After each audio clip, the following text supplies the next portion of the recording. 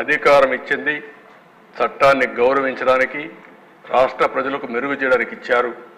ఈ ప్రాసెస్లో కొంతమంది సఫర్ అయ్యాం, కొంతమంది ఎక్కువ సఫర్ అయ్యారు, కొంతమంది తక్కువ సఫర్ అయ్యారు.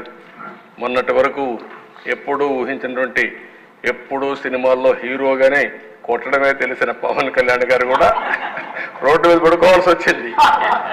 అదే సినిమాలో అయితే పడుకునేవాడు కాదు, అక్కడైతే పైకి ఎగిరి కొట్టేవాడు. కాబట్టి ఇవన్నీ ఉన్నాయి, కానీ డెఫినెట్గా కంట్రోల్ చేద్దాం. సెకండ్ థాట్ లేదు. ఇది అయిన తర్వాత మళ్ళీ మనం మాట్లాడుకుందాం.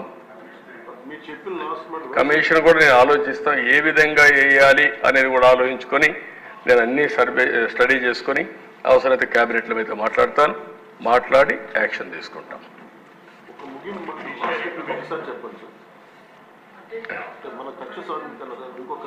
నేను ఒకసారి ఏంటమ్మా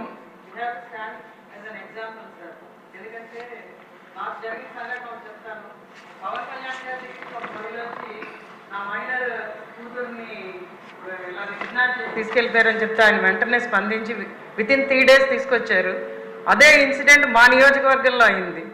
నేను అప్పుడు పోలీస్ అతనికి అదే చెప్పాను, అక్కడ జరిగింది ఇక్కడ జరగట్లేదని ఆ తల్లి వచ్చి బాధపడుతున్నది. పవన్ కళ్యాణ్ గారు చూపించారు మీకు, అది మళ్ళీ మాకు కూడా అటువంటి గౌరవాన్ని మీరు కల్పించాలంటే అతను కూడా నిన్నటికల్లా అమ్మాయి దొరికిందండి, నాకు చాలా సంతోషంగా ఉంది sir. You stood as an example sir. అందరూ కూడా అలాగే చేస్తే ఖచ్చితంగా లా అండ్ ఆర్డర్ బాగుపడుతుంది. ఎందుకంటే they plagued the system sir. System మొత్తాన్ని ఎలాగా వక్రీకరించి వాడుకోవచ్చు అన్నదానికి 2019-24 ఒక ఎగ్జాంపుల్గా నిలిచింది. దాన్ని మనం మార్చాలంటే ప్రతి ఒక్కళ్ళు దాంట్లో భాగస్వాములు అవ్వాలని నేను అందరినీ కోరుకుంటున్నాను. మీరు చెప్పినట్టు, మాధవ్ గారు చెప్పినట్టు, నెల్లిమర్ల శాసనసభ్యురాలు చెప్పినట్టు కొన్ని సమస్యలు మనం పరిష్కారం చేస్తున్నాం. కొన్ని సమస్యలు మన చేతల్లో లేని సమస్యలు కూడా ఉన్నాయి. నేను పార్టీ ఆఫీస్లో ఉన్నా,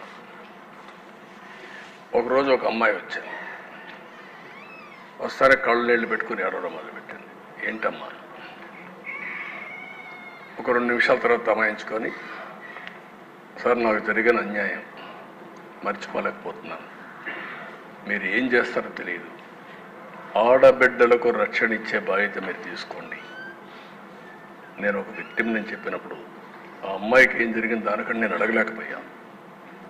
కానీ అలాంటివి తిరిగి మనం కరెక్ట్ చేయలేం. కానీ దుర్మార్గులు సొసైటీలో లేకుండా చేసిన రోజున అలాంటి వారికి అందరికీ రక్షణ వస్తుంది. అదే నా ఆలోచన. నా జీవితంలో రెండో విషయం కూడా మీకు చెప్తాను. పాదయాత్ర చేసేప్పుడు అనకాపల్లికి వచ్చాను. రాత్రి 2 గంటలకు నడుస్తూ ఉంటే అనకాపల్లిలో ఒక డీసెంట్ మహిళ ఒక అమ్మాయి వచ్చారు. ఆ అమ్మాయి వచ్చి అడిగింది ఒకటే మాట అడిగింది, సార్ మీరు ఏమి వద్దండి, మాకు రక్షణ ఇవ్వండి. అప్పుడే నిర్భయ కేసు జరిగింది ఢిల్లీలో నిర్భయ కేసు జరిగితే అనకాపల్లిలో ఉండే మహిళ వచ్చి 2 గంటల వరకు మేలుకొని, నేను మేలుకున్నాను సార్ మీకోసం, మీరు వస్తున్నారంటే మళ్ళా నాకు అవకాశం దొరకదు కాబట్టి చెప్పాలి సార్. ఈ దేశంలో మాలాంటి వాళ్ళు కొంచెం అందంగా ఉంటే ముసుగేసుకొని తిరిగే పరిస్థితికి వచ్చాం. అదే మరిగా బయట జరగలేని పరిస్థితికి వస్తున్నాం. మాకు స్వేచ్ఛ లేదా, కనీసం మాకు రక్షణ ఇవ్వలేరని చెప్పి అడిగినప్పుడు నాకు చాలా బాధ వేసింది. ఇలాంటి సంఘటనలు చాలా ఉన్నాయి. అందుకనే మనం మహిళల్లో కూడా చైతన్యం తీసుకురావాలి. అదే సమయంలో సమస్యల పైన కూడా మనందరం ఒక పద్ధతి ప్రకారం పనిచేస్తేనే సాధ్యమవుతుంది. ఇప్పుడే మళ్ళీ ఒకసారి పవన్ కళ్యాణ్ గారు చెప్పినట్టు మీరు గుర్తుపెట్టుకోవాల్సింది, మనం అందరి మీద ఒక బాధ్యత ఉంది. ఒక విధంగా మనందరం మనుషులమే. నాకు జరిగిన అవమానం నన్ను వెంటాడుతూ ఉంటుంది. మీరందరూ గుర్తుపెట్టుకోవాలి, నా జీవితంలో మొట్టమొదటిసారిగా నా కళ్ళలో నీళ్లు పెట్టిన సందర్భం ఒకటే ఒక సందర్భం. అది హౌస్లో నాకు జరిగిన అన్యాయంతో నా జీవితాంతం జ్ఞాపకం ఉంటుంది.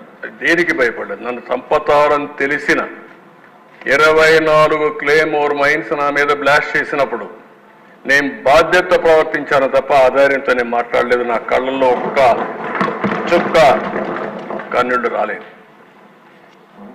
పవన్ కళ్యాణ్ గారు ఎంత విసిగిపోయాడో మీరు చూసుంటారు. ఫ్యామిలీ విషయాలు మాట్లాడుతూ ఉంటే ఒక బాధ్యత కలిగిన ముఖ్యమంత్రి నేను కూడా మాట్లాడాను. ఇది చూసిన తర్వాత వాడికి బుద్ధి రావాలనే ఉద్దేశంతో అలాంటి వ్యక్తులకి ఒక మాట అన్నాను. పవన్ కళ్యాణ్ గారు చాలాసార్లు చెప్పారయ్యా, ఆయన ఏది చేసినా చట్టపరంగా మ్యారేజ్ చేసుకుంటే తప్పులేదు, ఆ విషయం గుర్తుపెట్టుకోవాలి మీరు అని చెప్తూ ఒక మాట ఉన్నా. నువ్వు కూడా ఇన్నిసార్లు కలవరిస్తున్నావు, పోయి కాపాడు చేయాలని చేయబోయా పోయి అని చెప్పా. ఆనాటి ముఖ్యమంత్రిని ఇవన్నీ మాట్లాడుతున్నావు, ఎందుకు అనవసరంగా మాట్లాడుతావు, వ్యక్తిగతంగా తీసుకురావద్దు, కుటుంబాల వ్యవస్థ తీసుకురావద్దు. అదే నేను కోరుతాను, ఎక్కువ మెంబర్స్ ఉందని. ఏ వ్యక్తి కూడా వేరే మహిళలకు ఏమాత్రం కూడా వాళ్ళ మనోభావాలు దెబ్బతినే విధంగా మీరు పనిచేయొద్దండి. ఎవరైనా సరే, అది మనం వరస్ట్ క్రిటిక్ అయినా సరే, సోషల్ మీడియాలో కూడా నేను అది కూడా చెప్తున్నా. ఈ రోజు నుంచి సోషల్ మీడియాలో చాలా స్ట్రిక్ట్గా పెడతా, అవసరమైతే మొత్తం అనలైజ్ చేస్తా, సెపరేట్ విభాగం పెడతాం. ఎవడైనా సరే ఆడబిడ్డల పట్ల అసభ్యంగా వాళ్ళు దెబ్బతీసే విధంగా కానీ మాట్లాడితే, క్యారెక్టర్ అసాసినేషన్ చేస్తే అలాంటి వాళ్ళని వదిలిపెట్టను. పబ్లిక్లో నిలబెట్టి ఏం చేయాలో చేసి చూపిస్తా డెమాన్స్ట్రేషన్. ఆ విషయంలో ఎక్కడా రాజీ లేదు. అయితే నేను మిమ్మల్ని కోరేది, ప్రజలు మనకు అధికారం ఇచ్చారు. అధికారం ఇచ్చింది ప్రతీకారాన్ని తీర్చుకోవడానికి కాదు. మళ్ళీ మళ్ళీ చెప్తున్నా, ఎమ్మెల్యేలు అవుతానని మనకు అనిపిస్తుంది. ఇన్ని రోజులు వాడు వేధించాడు, నా కార్యకర్తలు ఆనందంగా ఉంటారు, నేను కూడా వేధిస్తే నా కార్యకర్తలు తృప్తి పడతారనుకుంటారు. కానీ అది మాత్రం చేయొద్దండి. మనకు అధికారం ఇచ్చింది ప్రజలకు సేవ చేయడానికి, తప్పులు చేసిన వాడిని శిక్షించడానికి. శిక్షించే బాధ్యత ప్రభుత్వాన్ని, సేవ చేసే అవకాశం బాధ్యత మీదిగా తీసుకోవాల్సిందిగా మరొక్కసారి కోరుకుంటూ, ఎక్కడా దీన్ని ఉపేక్షించం. ఒకవేళ కానీ మన వాళ్ళు తప్పు చేసినా ఏమనుకోవద్దని మొన్నైతే పవన్ కళ్యాణ్ గారు చాలా స్పష్టంగా లేఎస్ఎల్ఎస్ పార్టీ మీటింగ్లు చెప్పారు. ఇక్కడ కూడా మొన్న కూడా చెప్పారు. నేను మనస్ఫూర్తిగా అభినందిస్తున్నా.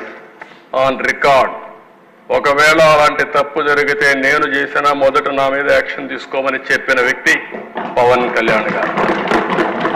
అది ఆయన యొక్క సిన్సియారిటీ.